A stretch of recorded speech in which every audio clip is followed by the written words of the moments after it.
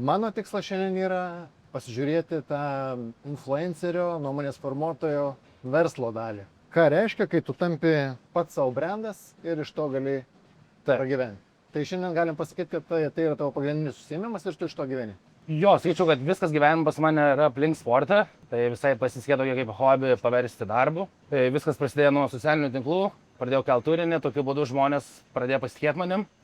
Ėjau per tą prizmę per nuoširdumo, tai viską pasakau kaip yra, ką darau, klaidas. Per tuos metus du, kai mano ten kažkoks progresas ir ką darau, visai žmonės matė tą pakilimą, tai tas padėjo labiau tą pasitikėjimą įgauti, tada YouTube'ą pradėjau kelt, ilgo formato turinį, tai pastebėjau, kad YouTube'ą kai pradėjau kelt, daugiau pradėjo komentuotis pardavimų, nes kai keliu Instagramą ten po tokią nuotrauką, tai tam tikrą nuomonę susiformuoja. Bet kai pradėjau šnekėti daugiau, kad vis dėlto ne tik raumenis ir kažką galiu pasakyti, supratau tai, kad yra trumpo formato turinys, kaip, pavyzdžiui, Instagram'e, tai tu žmonėms nepriminė apie save, kad tu egzistuoji, kad tu čia įkėlė ir taip toliau. Bet kai dedu kokio valandą laiko turinį ar pusvalandžio, žmogus su manim susipažino kaip su žmogum.